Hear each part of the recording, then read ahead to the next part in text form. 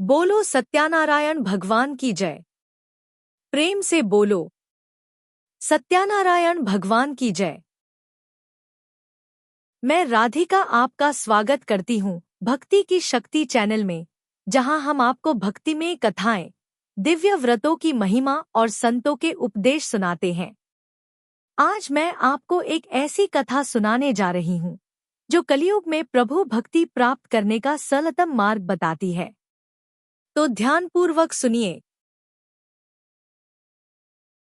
एक समय की बात है, नैमिषारण्य तीर्थ में शौनकादि 88,000 ऋषि एकत्रित हुए और उन्होंने श्री सूत जी से श्रद्धापूर्वक पूछा, हे प्रभु, इस कलयुग में जहाँ वेद विद्या से रहित मनुष्यों की संख्या बढ़ती जा रही है, ऐसे में उन्हें प्रभु भक्ति कैसे प्राप्त हो सकती है? उनका उद्धार किस प्रकार संभव होगा? हे मुनि श्रेष्ठ, हमें कोई ऐसा तप बताइए जिससे थोड़े ही समय में पुण्य प्राप्त हो और मनवांछित फल भी सहज ही मिल जाए। हम इस विषय में जानने की अत्यंत इच्छा रखते हैं। सभी शास्त्रों के ज्ञाता पूज्य श्री सूत जी ने प्रसन्न होकर कहा, हे वैष्णवों में श्रेष्ठ, आप सभी ने जीवों के परम हित की बात पूछी है। आतम मैं आपको एक अत्यंत पुण्यदायक व्रत के विषय में बताऊंगा। यह वही व्रत है जिसे स्वयं नारद जी ने श्री लक्ष्मीनारायण से पूछा था। तब लक्ष्मीपति भगवान ने मुनिश्रेष्ठ नारद जी को इस दिव्य व्रत का रहस्य बताया था।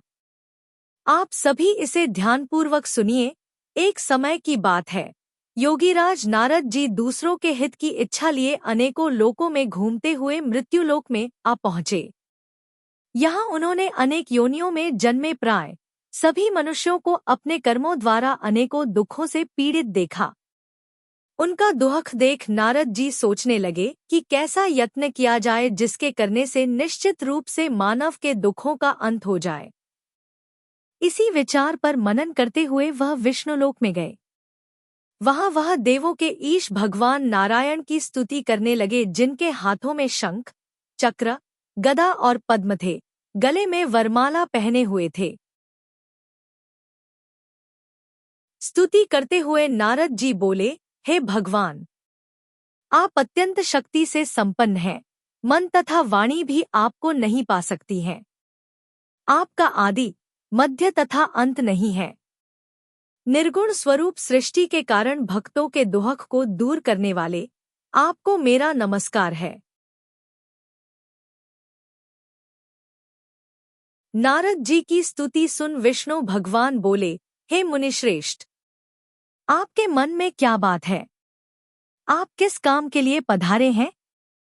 उसे संकोच कहो। इस पर नारद मुनि बोले कि मृत्युलोक में अनेक योनियों में जन्मे मनुष्य अपने कर्मों के द्वारा अनेकों दुख से दुखी हो रहे हैं। हे नाथ, आप मुझ पर दया रखते हैं, तो बताइए कि वो मनुष्य थोड़े प्रयास से ही अपने दुखों से कैसे छुटकारा पा सकते हैं? श्रीहरि बोले, हे नारद, मनुष्यों की भलाई के लिए तुमने बहुत अच्छी बात पूछी है। जिसके करने से मनुष्य मोह से छूट जाता है, वह बात मैं कहता हूँ, उसे सुनो। स्वर्ग लोक व मृत्युलोक दोनों में एक दुर्लभ उत्तम व्रत है जो पुण्य देने वाला है। आज प्रेमवश होकर मैं उसे तुमसे कहता हूँ। श्री सत्यनारायण भगवान का यह व्रत अच्छी तरह विधानपूर्वक करके मनुष्य तुरंत ही यहाँ सुख भोग कर मरने पर मोक्ष पाता है। श्रीहरि के वचन सुन नारद जी बोले कि उस व्रत का फल क्या है और उसका विधान क्या है? यह व्रत किसने किया था? इस व्रत को किस दिन करना चाहिए? सभी कुछ विस्तार से बताए।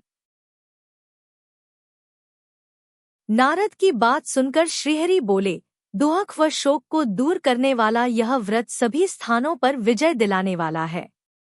मानव को भक्ति व श्रद्धा के साथ शाम को श्री सत्यनारायण की पूजा धर्म परायण होकर ब्राह्मणों व बंधुओं के साथ करनी चाहिए।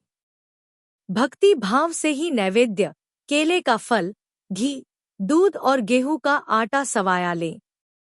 गेहूं के स्थान पर साठी का आटा, शक्कर तथा गुड़ लेकर वह सभी भक्षण योग्य पदार्थों को मिलाकर भगवान का भोग लगाए। ब्राह्मणों सहित बंधु बांधवों को भी भोजन कराएं, उसके बाद स्वयं भोजन करें। भजन कीर्तन के साथ भगवान की भक्ति में लीन हो जाएं। इस तरह से सत्यनारायण भगवान का यह व्रत करने पर मनुष्य की सारी इच्छाएं निश्चित रूप से पूरी होती हैं। इस कलिकाल अर्थात कलियुग में मृत्युलोक में मोक्ष का यही एक सरल उपाय बताया गया है। इस प्रकार व्रत कथा का प्रथम अध्याय संपन्न हुआ। बोलो सत्यानारायण भगवान की जय। बोलो सत्यानारायण भगवान की जय। प्रेम से बोलो सत्यानारायण भगवान की जय। सूत जी बोले, हे ऋषियों, जिसने पहले समय में इस व्रत को किया था उसका इतिहास कहता हूँ, ध्यान से सुनो। सुंदर काशीपुरी नगरी में एक अत्यंत निर्धन ब्राह्मण रहता था। भूख प्यास से परेशान वह धरती पर घूमता रहता था। ब्राह्मणों से प्रेम करने वाले भगवान ने एक दिन ब्राह्मण का वेश धारण कर उसके पास जाकर पूछा, हे विप्र, नित्य दुखी होकर तुम पृथ्वी पर क्यों घूमते हो? दीन ब्राह्मण बोला, मैं निर्धन ब्राह्मण हूँ, भिक्षा के लिए धरती पर घूमता हूँ। हे भगवान, यदि आप इसका कोई उपाय जानते हो तो बताइए। वृद्ध ब्राह्मण कहता है कि सत्यनारायण भगवान मनोवांछित फल देने वाले हैं, इसलिए तुम उनका पूजन करो। इसे करने से मनुष्य सभी दुखों से मुक्त हो जाता है। वृद्ध ब्राह्मण बनकर आए सत्यनारायण भगवान उस निर्धन ब्राह्मण को व्रत का सारा विधान बताकर अंतर्धान हो गए। ब्राह्मण मन ही मन सोचने लगा कि जिस व्रत को वृद्ध ब्राह्मण करने को कह गया है मैं उसे जरूर करूंगा। यह निश्चय करने के बाद उसे रात में नींद नहीं आई। वह सवेरे उठकर सत्यनारायण भगवान के व्रत का निश्चय कर भिक्षा के लिए चला गया। उस दिन निर्धन ब्राह्मण को भिक्षा में बहुत धन मिला, जिससे उसने बंधुबांधवों के साथ मिलकर श्री सत्यनारायण भगवान का व्रत संपन्न किया। भगवान सत्यनारायण का व्रत संपन्न करने के बाद वह निर्धन ब्राह्मण सभी दुखों से छूट गया और अनेक प्रकार की संपत्तियों से युक्त हो गया। उसी समय से यह ब्राह्मण हर माह इस व्रत को करने लगा। इस तरह से सत्यनारायण भगवान के व्रत को जो मनुष्य करेगा वह सभी प्रकार के पापों से छूटकर मोक्ष को प्राप्त होगा। जो मनुष्य इस व्रत को करेगा वह भी सभी दुखों से मुक्त हो जाएगा। सूत जी बोले कि इस तरह से नारद जी से नारायण जी का कहा हुआ श्री सत्यनारायण व्रत को मैंने तुमसे कहा। हे विप्रो, मैं अब और क्या कहूँ? ऋषि बोले, हे मुनिवर, संसार में उस विप्र से सुनकर और किस किस ने इस व्रत को किया, हम सब इस बात को सुनना चाहते हैं। इसके लिए हमारे मन में श्रद्धा का भाव है। सूत जी बोले, हे मुनियों, जिसने इस व्रत को किया है वह सब सुनो। एक समय वही विप्र धन व ऐश्वर्य के अनुसार अपने बंधुबांधवों के साथ इस व्रत को करने को तैयार हुआ। उसी समय एक लकड़ी बेचने वाला बूढ़ा आदमी आया और लकड़ियां बाहर रखकर अंदर ब्राह्मण के घर में गया। प्यास से दुखी वह लकड़हारा उनको व्रत करते देख विप्र को नमस्कार कर पूछने लगा कि आप यह क्या कर रहे हैं तथा इसे करने से क्या फल मिलेगा, कृपया मुझे भी बताएं। ब्राह्मण ने कहा कि सब मनोकामनाओं को पूरा करने वाला यह सत्यनारायण भगवान का व्रत है। इनकी कृपा से ही मेरे घर में धन धान्य आदि की वृद्धि हुई है।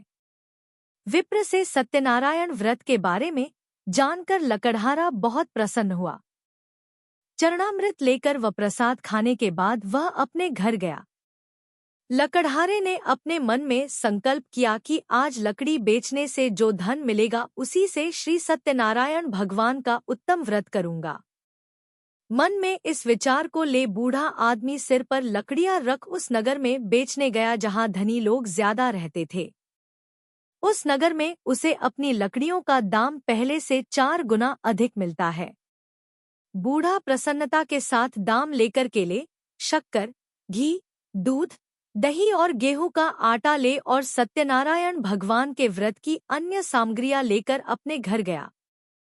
वहां उसने अपने बंधुबांधवों को बुलाकर विधि विधान से सत्यनारायण भगवान का पूजन और व्रत किया।